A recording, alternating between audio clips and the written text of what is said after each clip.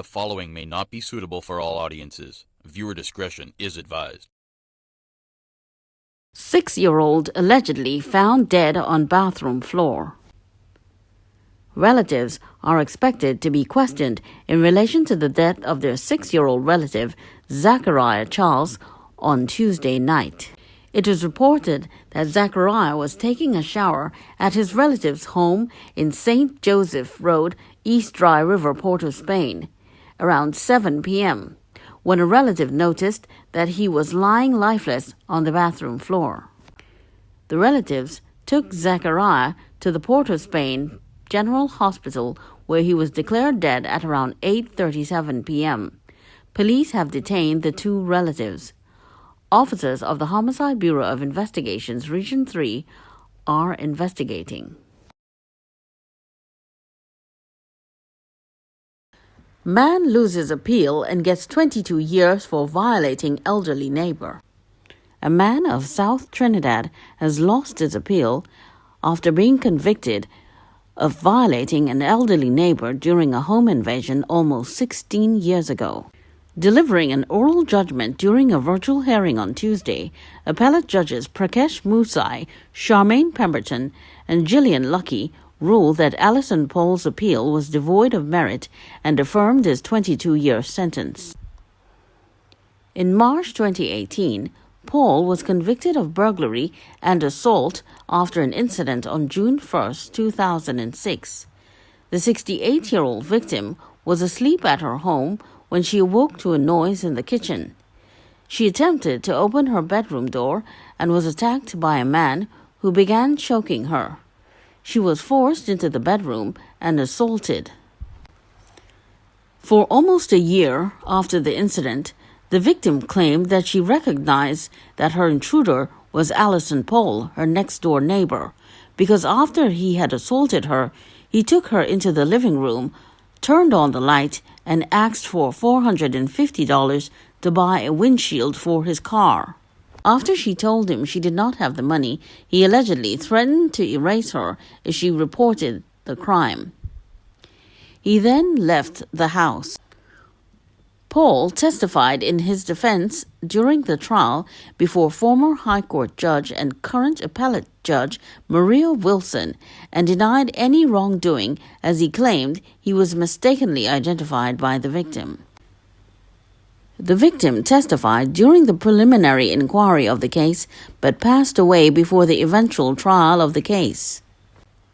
In the appeal, Paul's lawyer Daniel Khan claimed that Wilson should not have admitted the victim's deposition from the inquiry after her death, as her identification was unreliable. Musai, who delivered the judgment, rejected the submission, as he noted that the victim would have been able to see Paul clearly as he turned on the light in the living room before asking her for the money. He also noted that the victim's claims of seeing Paul in the community hundreds of times before the incident was corroborated by her daughter. We could not say her evidence was weak or unreliable. It was of reasonable quality, he said. Musai noted that while Paul's attorney was not present when the victim testified in the inquiry, he was still allowed to cross-examine her. He also pointed out Paul's experienced trial attorney did not object to the admission of the deposition. The appeal panel also rejected Paul's claim that the judge should not have allowed bad character evidence in the form of a woman who claimed to have been assaulted by Paul in an incident in 2001, which is yet to go on trial. It ruled that the judge had the discretion to do so and gave the jury adequate guidance on how to consider the evidence. We do not find any flaws in the judge's approach. She gave full and clear reasons why it should be admitted, Musai said. Paul was also represented by Eula Nathai Lachman and Arissa Maharaj. Assistant Director of Public Prosecutions, DPP Nigel Pilgrim, represented the state.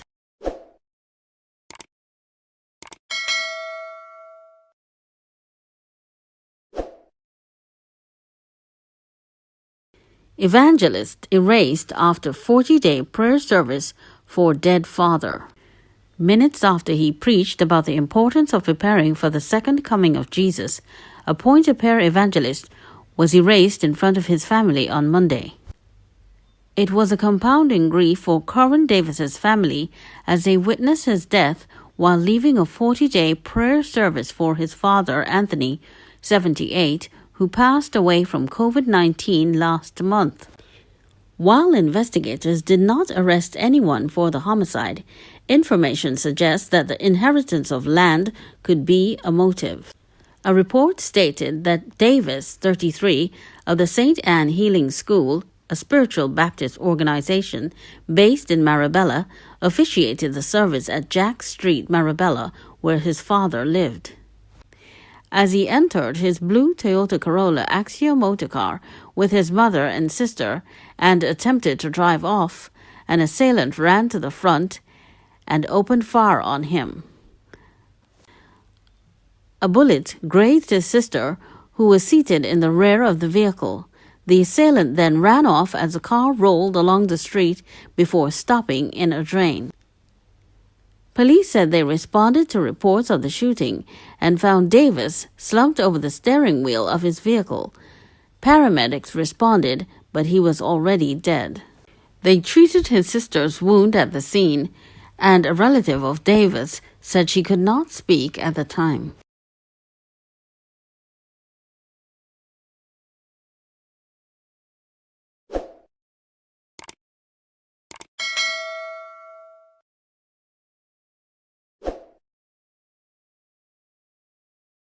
Man robbed of $35,000 after stopping to vomit on Beetham Highway. A 30-year-old Tobago man was robbed of $35,000 in cash when he stopped to vomit at the side of the Beetham Highway shortly after midnight on Monday. According to a police report, at 12:30 a.m., the man was driving his white Hyundai H100 van east along the highway when he stopped on the shoulder after feeling ill. The man, police said, vomited and while trying to contain himself, heard a tap on the window and saw a man pointing a gun at him. 2 other men stood in front of his van. The assailants pulled him out of the van and robbed him of 3 envelopes containing $20,000, $10,000, and $5,000 in cash, respectively. They also stole a gold ring from him. Police said the assailants tried to push the man into a nearby alley, but he struggled and managed to run away. A report was made and members of the Port of Spain task force went to the area, but no one was arrested. Police said the man was on his way to deliver the cash to vendors at the Mokoya market when the incident occurred. Amar Mohammed found dead in Manzanilla. Police have launched a manhunt for the persons responsible for the death of Amar Mohammed, 23. The lifeless body of Mohammed, who was reported as a missing person, was found by a search group yesterday morning under a coconut tree in Manzanilla. Both his hands and feet were tied and his throat was slit. It is believed that the assailants, after robbing the man of his gold chain and an undisclosed sum of cash, escaped in his truck. Mohammed's grandmother, Chandra Bipath, said that at around 10:30 a.m., he told her he was going to the beach and left their Clark Trace Plum Road home. She said that at around 1 a.m., when they did not see him return home, they initially thought he was by his girlfriend's house in Carep. As time passed, the relatives got more worried as calls to his cell phone went unanswered. Mohammed's aunt, Rishal Lal, said she and her husband were driving towards Mayaro on Monday when they spotted Mohammed's truck speeding towards Manzanilla. She said the man driving the truck was wearing a black jersey and was accompanied by 2 other people. They later learned that Amar had not returned home. A report was made to the Manzanilla police. Relatives also decided to form a search group and went to areas where he frequented on the beach, during which they found his body. Officers attached to the Aruca Homicide Bureau are investigating.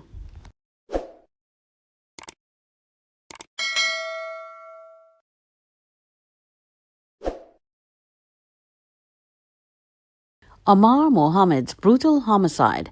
Police failed to assist in search. Manzanilla coconut vendor Amar Mohammed was brutally attacked and his throat slit by assailants who stole his vehicle, cash and valuables.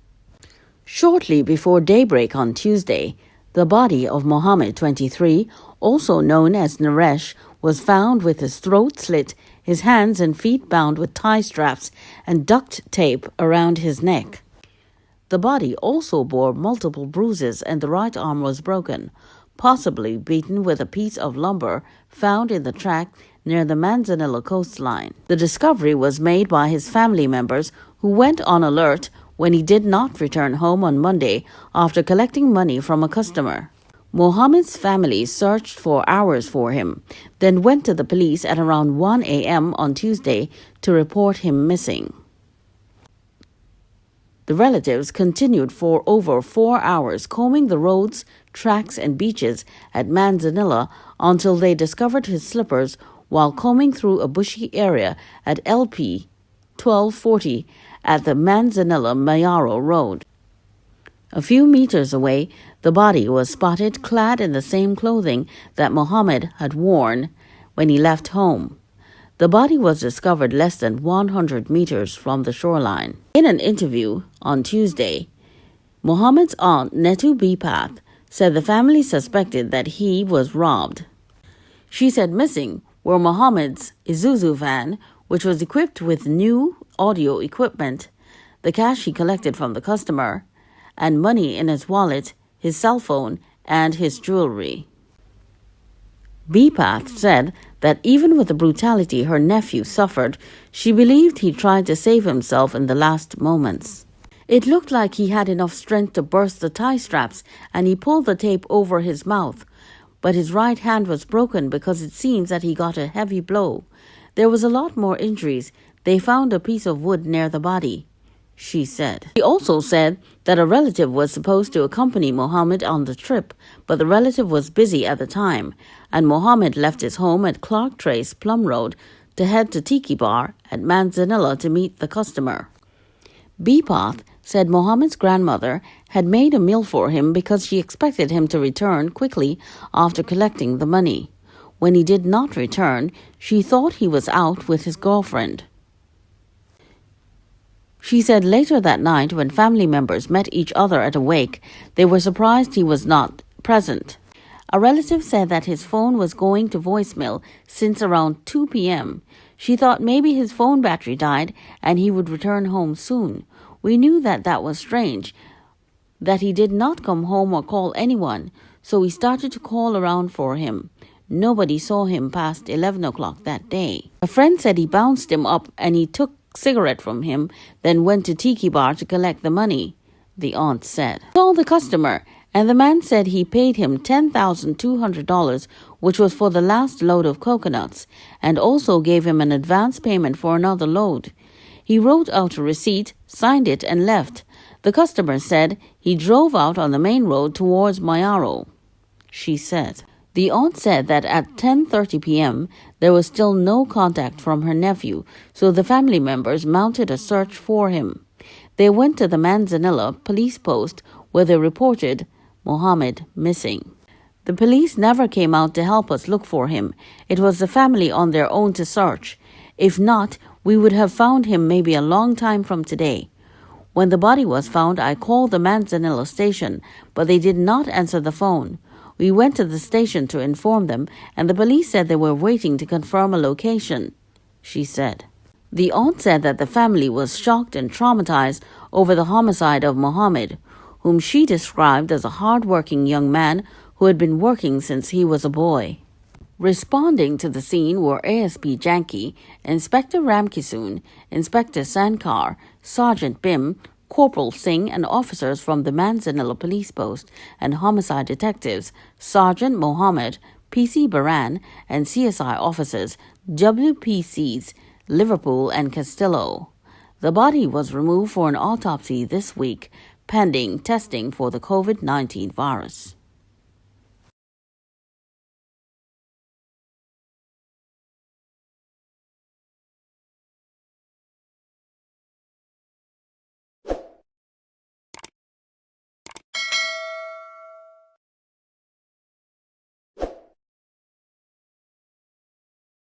Aaliyah Alexander died of multiple blunt force injuries.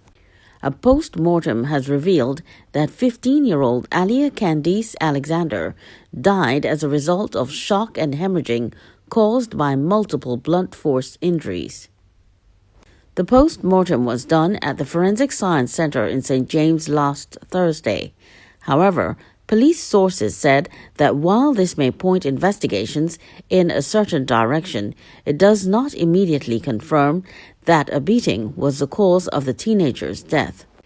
This is because the main suspect in the case, a corporal in the defense force, has given statements indicating that while he did physically assault his daughter with a belt as a means of corporal punishment, he is also claiming that she fell down a flight of stairs in a bid to escape. It was stressed that investigations are still ongoing and the corporal remains in custody, aiding police with their inquiries. It was hoped that over the next few days, investigations would be completed and investigators would be able to approach officials at the Office of the Director of Public Prosecutions for instructions on how to proceed against the corporal, namely what charges, if any, he should face as a result of his involvement in Alexander's demise. According to police reports, at about 3 p.m. last Tuesday, Alexander, a student at Couva West Secondary School, had a confrontation with a male relative at a home in Claxton Bay. During the confrontation, the man allegedly secured a belt and hit the 15-year-old. The man claimed that the teenager tried to run away, but ended up falling down a flight of stairs, sustaining serious injuries. The male relative notified the police and paramedics and took the injured girl to the Couva District Health Facility, where she succumbed to her injuries. The 36-year-old suspect was detained and brought to the Couva police station after he was attacked by other relatives at the health facility. He is said to be aiding with inquiries. Relatives have since told the media that they found the entire situation shocking and hard to believe, as they claim the suspect never hit his daughter before. They said Alliyah had been dropped off by her father so he could talk to her about her recent behavior and interactions with a boy she knows. No one else was there to witness the talk or how it evolved, but the family said they were all traumatized. He kept asking me, "Vanessa, what I do? What have I done?" when we saw him. He and all is in disbelief over the whole situation, explained Alexander's mother, Vanessa Augustine. Alliyah's grandmother, Erica Guvera, said she has already forgiven him.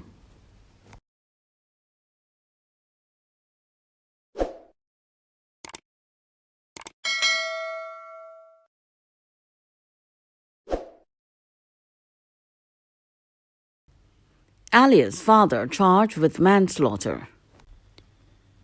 36-year-old David Alexander is expected to appear before a Couva magistrate charged with manslaughter against his daughter Alliyah Alexander.